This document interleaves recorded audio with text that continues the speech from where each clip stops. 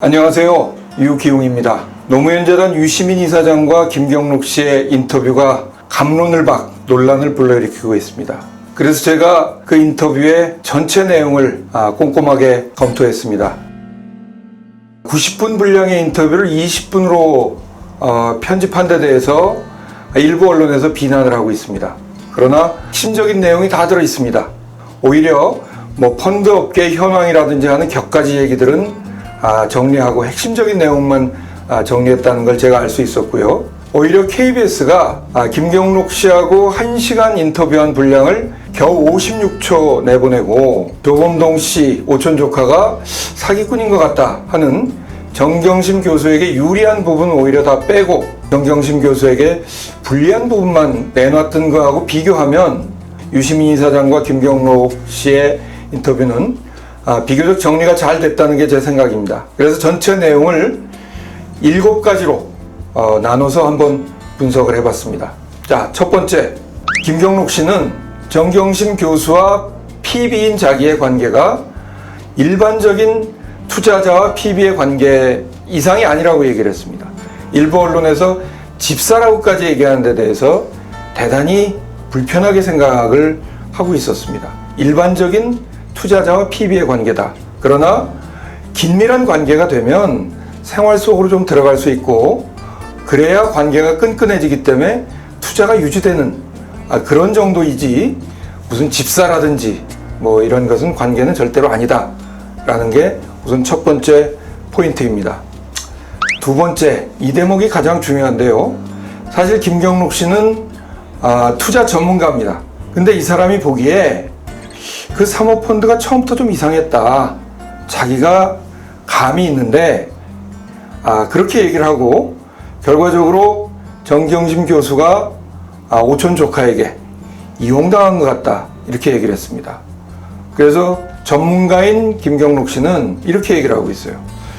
오촌 조카인 조범동 씨가 사기꾼이라고 생각하면 그 큰 그림이 오히려 굉장히 간단해진다.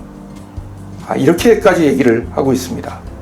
그런데 KBS 인터뷰에서는 이 부분을 빼버렸고 그리고 여전히 검찰은 공모했다 이런 혐의를 두고 있는 것 같은데 김경록 씨가 보기엔 그렇지 않다는 것입니다. 자, 세 번째, 김경록 씨가 보기에 조국 장관은 정말 돈 문제에 무관심했다는 것입니다. 2014년부터 조국 교수나 정경심 교수를 만나왔는데 조국 교수는 정말로 돈 문제에는 무관심하다. 흔히 이렇게들 얘기를 합니다. 부인이 어디에 투자를 하는데 어떻게 남편이 모를 수 있냐? 그런데 김경록 씨는 조국 장관의 경우를 보면 충분히 그럴 수 있다는 걸 알 수 있다. 실제로 정경심 교수의 친정으로부터의 상속 재산이 이 투자의 중심적인 돈입니다. 그래서 조국 장관은 교수 시절부터 돈 문제에 대해서는 거의 정경심 교수에게 맡겨왔다. 본인도 그렇게 얘기를 하고 있고 김경록 씨가 보기에도 그 부분은 틀림없는 사실이라는 것입니다.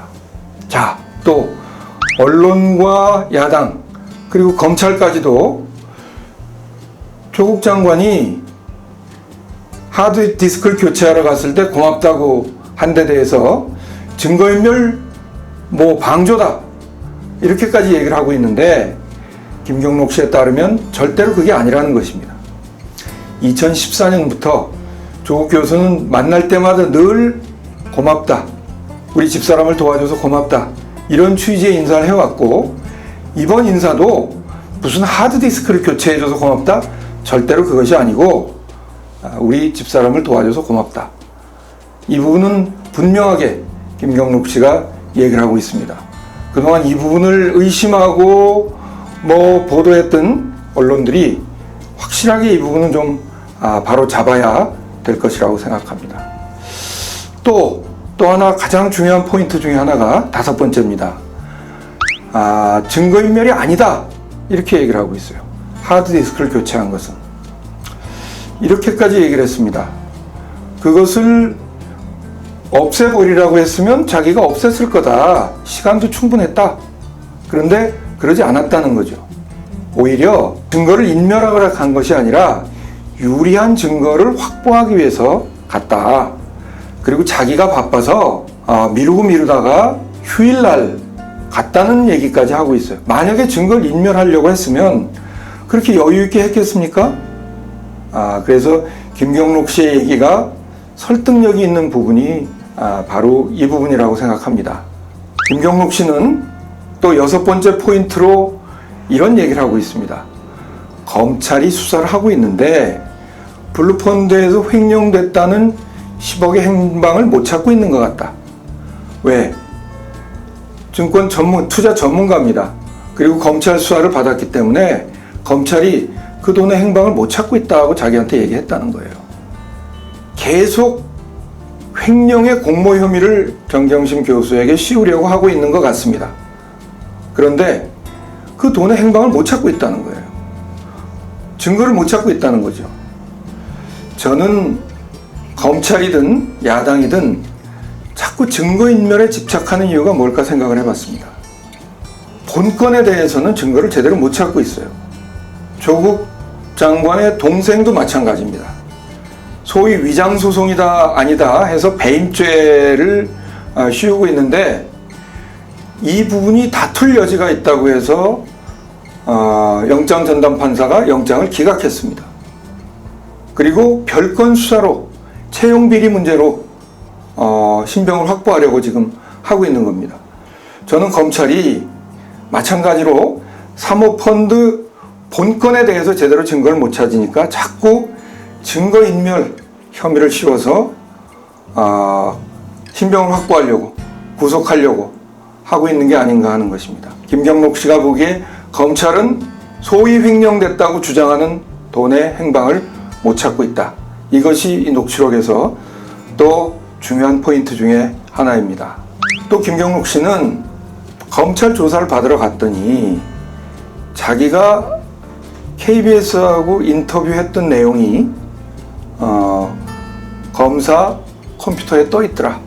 이렇게 얘기를 했습니다. 그 얘기는 뭐냐? KBS가 자기와 인터뷰한 내용을 검찰에 흘렸다는 거죠. 그러고 1시간 가까이 인터뷰를 한 것으로 알려져 있는데 56초 방송을 했다는 거예요.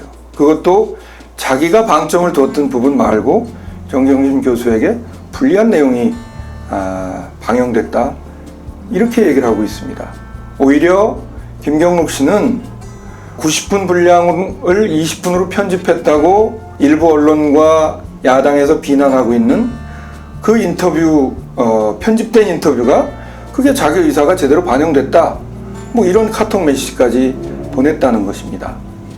저는 이 대목에서 소위 언론 법조팀의 오래된 잘못된 취재 관행, 검찰과 언론의 유착관계, 서로 정보를 주고받는 바로 여기서 피의사실 공표가 이루어지고 피의자를 사실상 유죄로 만드는 그런 보도, 그런 행태들이 일어나고 있다는 데 대해서 이번 기회에 검찰개혁뿐만이 아니라 우리가 언론개혁에 대해서도 생각해 봐야 될 그런 시점인 것 같다. 이렇게 생각이 됩니다. 자, 이 7가지로 정리해서 말씀드렸던 내용, 제가 전체 90분 분량의 인터뷰 자료를 꼼꼼히 정리해서 본 내용입니다. 참고하시기 바라겠습니다.